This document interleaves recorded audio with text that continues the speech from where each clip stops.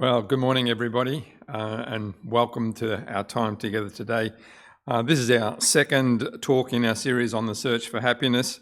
Last week, I looked at our human longing for happiness and then concluded by noting that historically and traditionally there has been two main views of happiness. Those two views are the pleasurable life and the virtuous life. Today we're going to look at the pleasurable life. From this perspective, happiness is all about trying to create a life that maximises our pleasures and minimises our pains. And as we maximise our pleasures, we experience good feelings and therefore happiness. So the pleasurable life is all about cultivating the positive emotions and minimising the negative ones in order that we may be happy in life. Martin Seligman, the father of the modern psychology or positive psychology movement, suggests that there are three views of happiness, and the pleasurable life is the first and most basic one.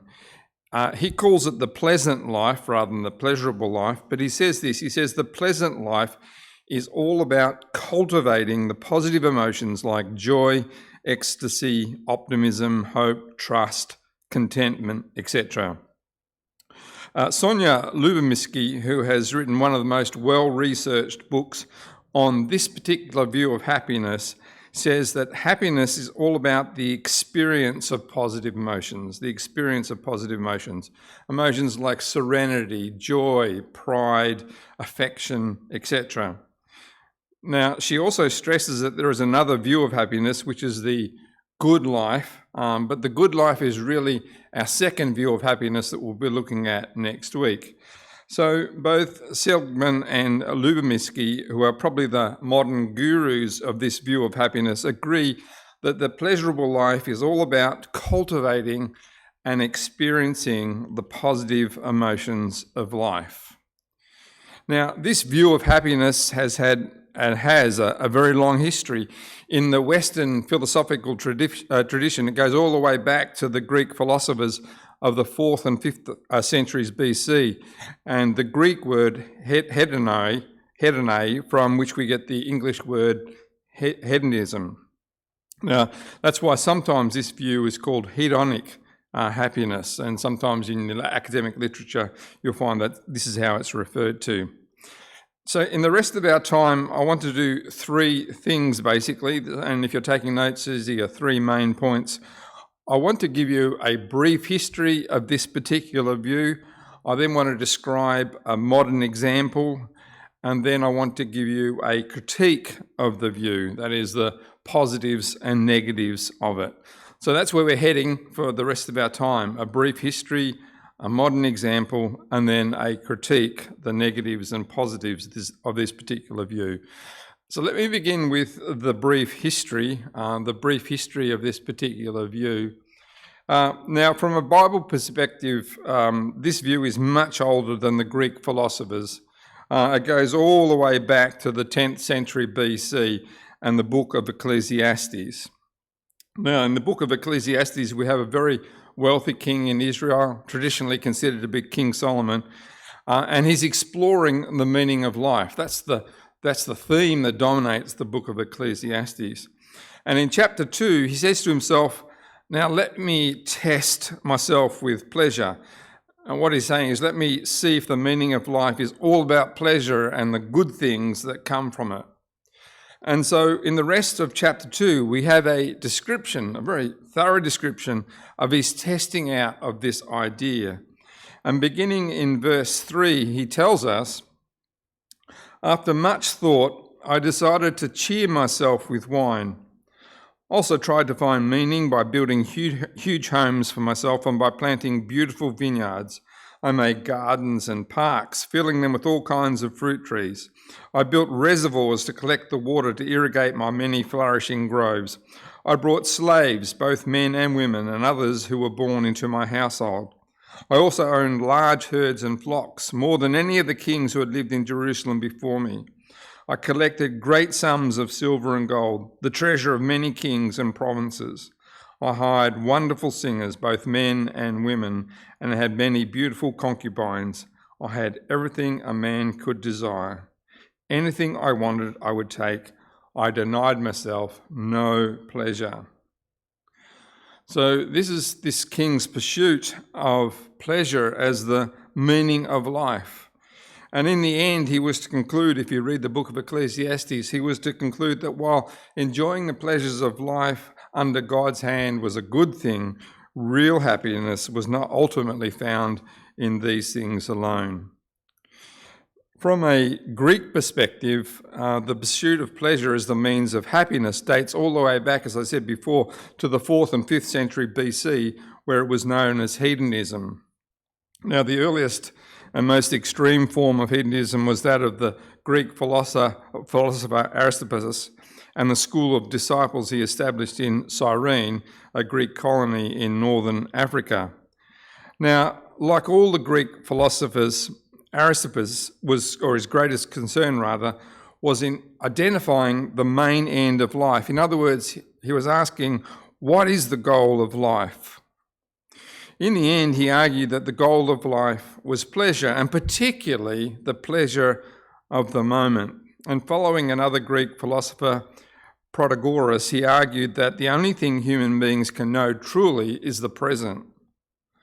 The future really is in the lap of the gods, and they're pretty capricious at times, and so the future is completely unknowable. Therefore, he concluded, making sacrifices in the present in the hope that it will give us greater happiness in the future is a useless idea. So what he's saying is we can never know the future, so the only thing we can do is to try and crowd as much enjoyment into the present as possible. That was his philosophy on life. Now, the great philosopher Aristotle, who came after Aristippus, was to take exception to this particular view. He argued that the true end of life, the true goal of life, is not pleasure, but living a virtuous life. Pleasure may come as a result of pursuing a virtuous life, but life itself is not all about pleasure. And really, with this argument, Aristotle launched the second view of happiness that was really to dominate the Western view up until the early 1900s. Now, the view of pleasure as the meaning of life and happiness resurfaced in the late 1700s and the early 1800s in the work of Jeremy Bentham. And Bentham's theory was called utilitarianism, and he was persuaded that the greatest purpose of human life was pleasure.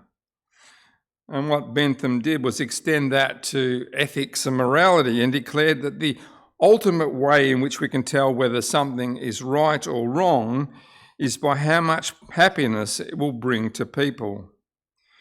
So what he said was, if you want to know what is right or wrong in a given situation, then ask yourself this question: what will bring the greatest happiness to the greatest number of people?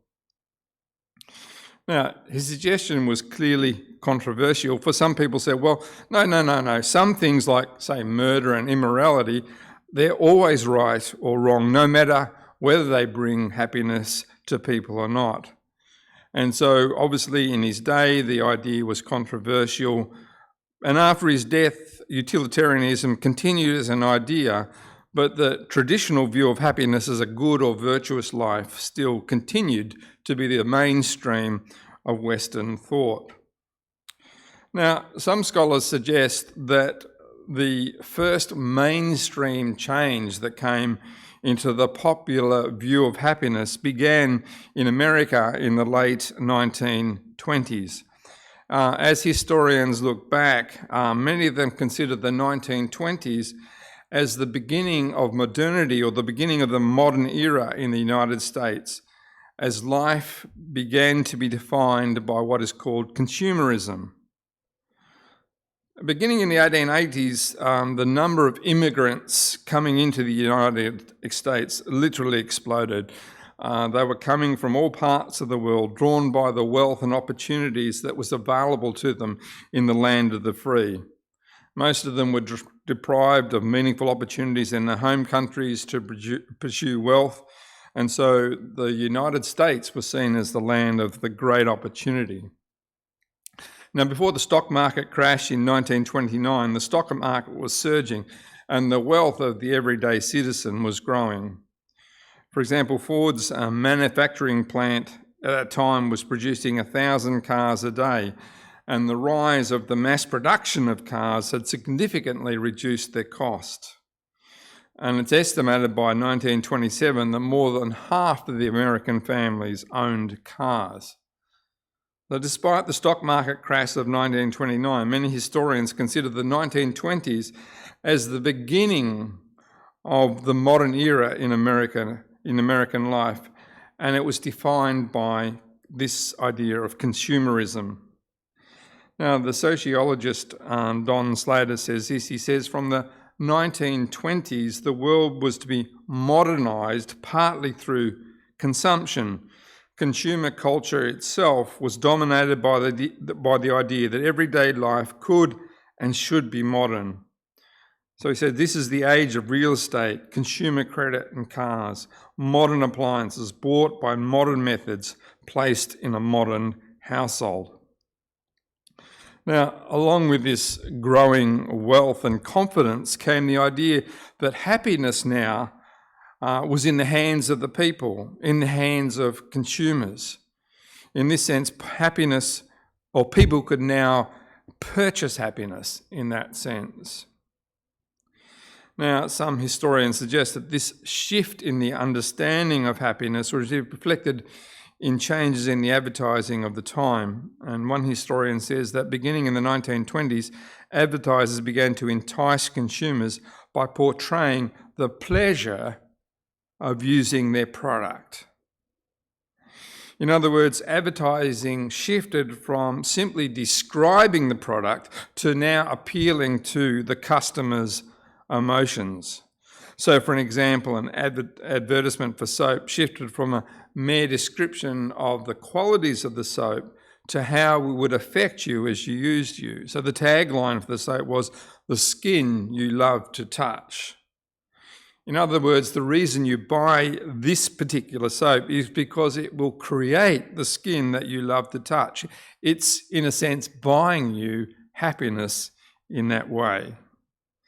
So beginning in America before it shifted to other modern countries was this idea that our new wealth is going to allow us to buy happiness. Happiness now is much more in the individual's control. In a previous era, our happiness was more in the hands of the gods or the king or the government, but now, in a sense, we could buy it. Now, in a sense, we control it for ourselves. So now the old-fashioned definition of happiness as the result of the virtuous life was being replaced by this much more individualistic, feeling-centric definition of happiness. And this is now our world, a world where we have a much more individualistic, feeling-centric definition of happiness. A world where we presume we can control and even purchase our happiness. Now, the pursuit of wealth in our modern economies is not necessarily for the wealth itself, but for the happiness that it will bring. In other words, most of the time when we purchase things, we're not purchasing something, we're purchasing happiness in that sense. Now, that's the only way we can explain why we will quite happily discard the iPhone 10 for the iPhone 14 just in a matter of years. And the 10 might be doing everything we think we need, but the 13 promises something a tiny bit extra, something that is a moment of happiness. And you know, that's why we call shopping retail therapy. It's because shopping for new things does give us genuinely momentary moments of pleasure. It's also the reason why, in many ways, we've become so besotted with travel in recent years. Just the other day, I was down at my local cafe and I overheard a conversation of a lady talking to a friend, and she said that she was busily organising things so that as soon as lockdown was finished, she could start to travel extensively. And her words to her friends was, and I quote, I need a life, you know. I need a life, you know. So what she was saying is that a life without travel was impoverished. It was less happy than it should be.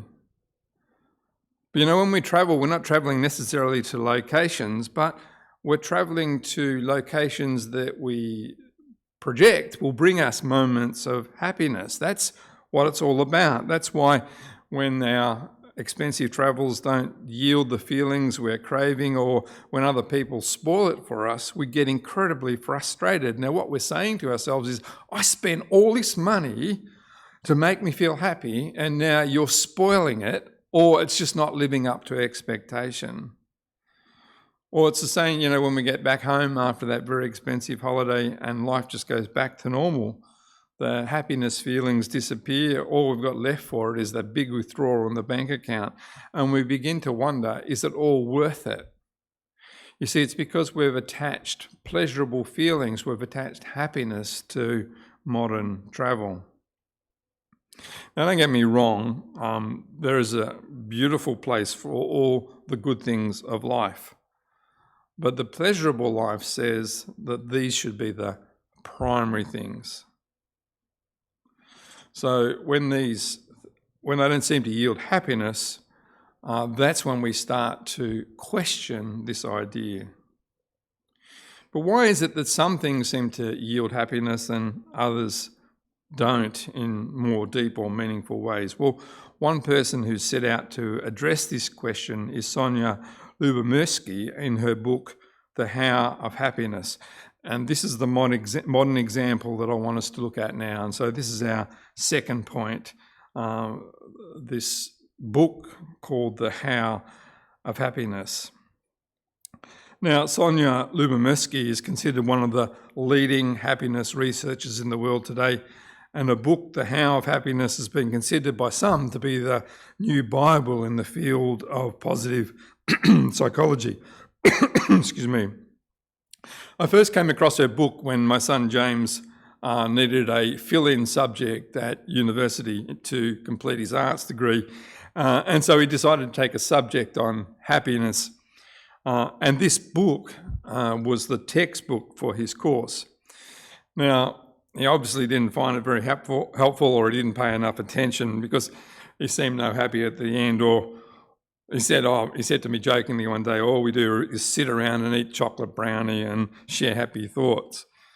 Well, despite my son's scepticism, The How of Happiness has been recognised now as an exceptional book in the field, for it attempts to take what was called a purely scientific view to the question of happiness. Now, LYUBOMIRSKYJ says in her introduction that the star of the How of Happiness is science. She says categorically, every suggestion that I offer is supported by scientific research. In other words, she is saying that everything she's presenting is backed up by data, backed up by empirical research. So, do you want to know why lots of money doesn't make you happier in the long term? Well, she says, here is a scientific paper to explain why. Or do you want to know why this makes you feel happier and that doesn't? Well, here is the research data that explains that.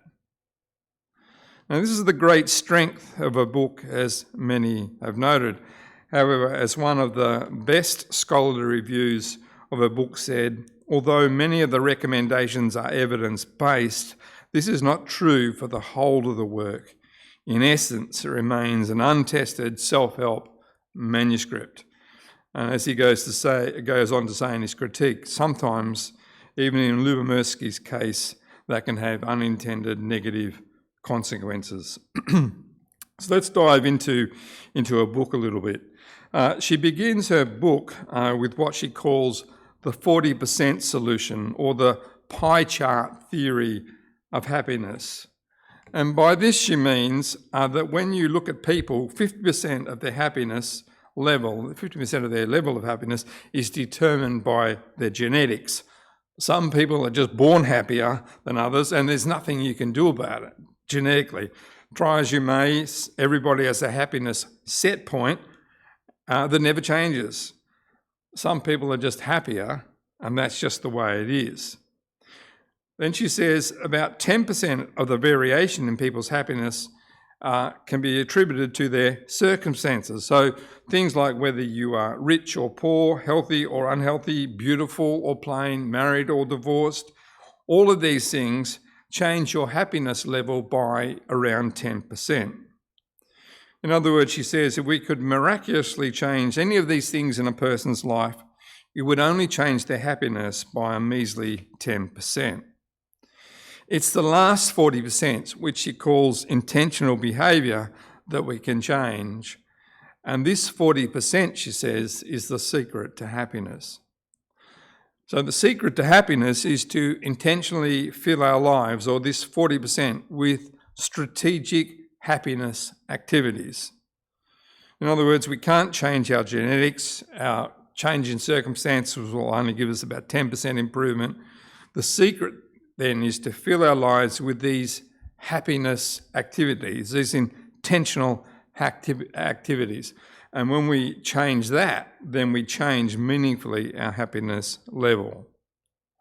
So what are these activities? Well, LYUBOMIRSKYJ says they can't just be any activities. They must be activities that scientific research proves genuinely create feelings of happiness when we do them. In other words, she's saying, once again, that these activities must be backed up by scientific data. So what are the activities? Well, there are 12, she suggests, and some of you are going to laugh when you discover what they actually are. But LYUBOMIRSKYJ is deadly serious when she says that these are all scientifically verified to create feelings of happiness when we do them. So let's look quickly at these 12 happiness creating activities. So we have 12. Firstly, there's expressing gratitude, and this, LYUBOMIRSKYJ says, is a meta strategy for achieving happiness, the expression of gratitude. And then second, there's cultivating optimism, there's avoiding overthinking and social comparison, practicing acts of kindness, nurturing social relationships, developing strategies for coping, learning to forgive, increasing flow experiences, savouring life's joys, committing to your goals, practicing religion and spirituality, and then lastly, taking care of your body. And she draws attention there to the need of exercise and things like meditation. So these are the 12 activities. And what she says is that the secret to happiness is filling our lives with them. And as we do that, she says, they're scientifically proven to generate happy feelings that will then mean that we become a happier person. So the secret of happiness is really just doing these 12 activities. Now, LYUBOMIRSKYJ is sensitive to the fact that it might be completely overwhelming for a person to try and do all 12 of them. And so what she suggests is we start with 2 or 3 and then work on the others over time. But as she stresses in a later chapter in the book, that chapter is called The 5 Hows Behind Sustainable Happiness, she says we have to work really hard at these things. She says, like everything else in life, becoming a happy person requires a lot of hard work. And the 5 hows mean the activities need to be recurring. They need to be constantly a part of our life. They need to be chosen at optimal times. There's an optimal time for each of them, and they should be put in those optimal times. They should involve social support. We need others to help us with these things. And we should be continually motivating ourselves in these activities. And lastly, they should be over time becoming habits. But then she hastens to add, not predictable habits, because then they lose their effect. So, I mean, it's complicated, but that's what she explores in that chapter. She says, okay, these are your 12, but these are how you're going to sustain them over the longer term. I must confess, as I read this chapter, that I felt a bit defeated at how complicated happiness was becoming and how much hard work it would be to actually do all of these things. And so, happiness suddenly felt like a lot of hard work. So what do we conclude about this view of happiness? What are its positives and negatives? And that brings us to our third and final point, a critique. What are positives? What are negatives? Firstly, let me mention one positive. There is much to be said sometimes in just taking a holiday from ourselves, as Russell would like to say, and just doing these things, just being thankful, forgiving others, just doing kind things for one another. There's so much space just for saying, okay, I'll just take a holiday, I'll just go and do these things. Years ago, I picked up a friend to go and help me move another friend move house. And when we got back, his wife said to me, "What did you do to him? He was so grumpy when he left, but now he's just a changed person." Well, all that really had happened was that he'd stopped thinking about himself for a short while and helped others, and that had resulted in a change in attitude. He'd become happier in that sense. Now, there are places in the Bible where it commands us to do things like to rejoice always, to forgive, to show love, etc. And as we go and do those things, then it will change your attitude, and there will be a certain measure of happiness that flows from it. So there's a lot of truth in LYUBOMIRSKYJ's suggestion that when we practice certain activities, they will result in positive emotions that then result in making us feel happier in that sense.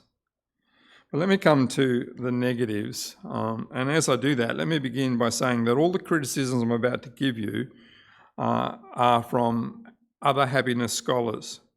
And many of them, I presume, are atheists, just like LYUBOMIRSKY. Therefore, you need to see these criticisms or this critique as not a Christian critique of a theory. It's actually coming from other happiness scholars. And we have three that I'm just going to quickly move through as we finish out this critique. Firstly, the first critique that they make is that her theory unhelpfully minimises the impact of circumstances on our lives. It minimises circumstances. And, if we think about it deeply, we can immediately relate to this. You try telling a woman that's being physically abused by her husband every day, that it won't make any difference to her happiness if he stops beating her or not. We know the natural answer to that. Of course it will make a difference. Or you try telling a child in Africa that is starving to death that the provision of a meal a day won't make a substantial difference to their quota of happiness. Of course it will. Of course it will.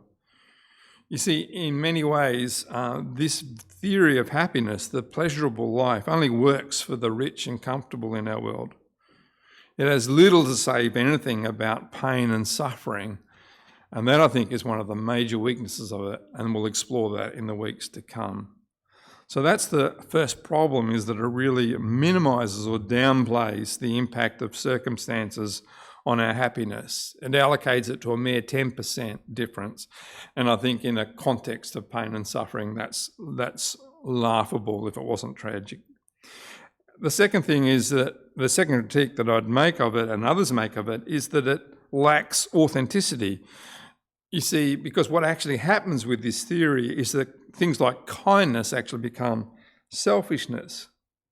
And I must confess to you that as I was reading through the book and analysing it, one of the great repulsions that I felt for this view initially was that it ultimately makes things like gratitude, acts of kindness, the cultivation of meaningful relationships, it actually makes all of those things about me, about ourselves.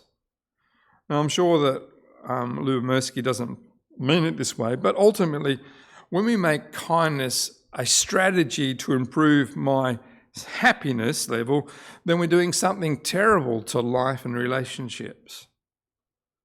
Pursued as LYUBOMIRSKY would suggest, it would create a world of deep inauthenticity, a world in which every beautiful act is ultimately selfish. Now imagine living in a world where every act of kindness, every cultivation of friendship had to be seen as something that was done for the other person rather than for you. You see how it creates this deep inauthenticity to life if we pursue it towards a logical outcome. So that's the second point of criticism. The third and final one is what I've called the lack of meaning framework. The lack of meaning framework. Now, this criticism is a little harder to understand, so just bear with me as I work our way through it. Now, when you read LYUBOMIRSKYJ, she stresses the fact that all her suggestions are rooted in science and that they work. They practically work. But when you think about that a bit more deeply, that ultimately leaves us with no deeper fundamental reason for why we should do these things, apart from the fact that they work. They bring us some form of happiness. So, but what happens when I just don't feel like being kind? I just don't feel like being thankful. I just don't feel like cultivating relationships. Well, there's no deeper reason why I should do those things apart from the fact that today I just don't feel like improving my happiness quota or doing these things. But LYUBOMIRSKYJ would say, no, you must do them because they'll make you feel happier. And I say, well, today I just couldn't be bothered. In fact, I feel happier today being mean or just a couch potato. So you see, the problem is that when you take this approach, then basically there's no deeper meaning for why we should do these things apart from the one that is given, and that is pragmatically they help me to feel happier. Now, one reviewer critiques or makes the critique in this way. He says, LYUBOMIRSKYJ explains that enhancing beauty is not a good way to stimulate happiness. Happy people are no better looking than people with less positive emotions. And yet, happy people do consider themselves to be more attractive. So the answer for the person is to try and see himself or herself as more beautiful in the full knowledge that it actually is an illusion.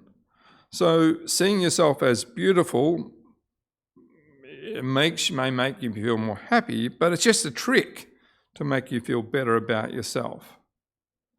So he goes on to say that the New Age gurus, they at least attempt an explanation deeper than that. You know, some of them might say, well, it's the cry of an unspoiled child, why you want that, etc., etc. But the important thing to recognise is that the Bible and other religions all give deep reasons why we struggle with these things, about things like our perception of worth, our perception of beauty, etc., etc. And they give us a deep meaning framework in which to understand those things. So the researcher would conclude, and I would agree with him, that this points to the fact that LYUBOMIRSKYJ's advice is limited by virtue of the scientific method at that point. We need something deeper than it just simply works to do it. We need a meaning framework that shapes it in a way that gives a deep meaning, not just superficial ones. Let me just conclude. Next week, we're going to come back and look at the second view of happiness, the virtuous life. And then after that, we'll be moving on to the Bible's view of happiness. Now, let me say this. As we go into that view, that's the Bible's view, we'll find that the Bible has a very positive place for feelings of happiness. The issue and the problem comes when we make them the primary means of happiness, which is what the pleasurable life does. It gives them a primary status. But that's the problem. And I think this is the point that Jim Carrey is making, and I finish with this when he says, I think everybody should get rich and famous and do everything they ever dreamed of so they can see that it's not the answer. You see the wisdom behind Carrey's point. What he's saying is, when you actually do all these things, buy all these things, engage in all these things, all these pleasures, ultimately, they don't yield what you're looking for. So we need something deeper than the pleasurable life. And next week, we're going to move into the second view of life, a second view of happiness, and see how that starts to unpack itself as well. Let me just pray. Our Father, we do thank you for the way you've created us with emotions. Life would be so poverty-stricken without them. We think of the way when we express love, there's something deep within us that just resonates with a situation. And we're just so thankful for those things. But we also recognise, Father, that they can vary, they can come and they can go. And if we rest our happiness on them, we're resting them on unstable ground. And we do pray, Father, that as we continue to move our way through this series, that you'll help us to understand these things at deeper and deeper levels, and give us wisdom, we pray. In Jesus' name, amen. Well, God bless you as you go into your week and as you continue to think about these things.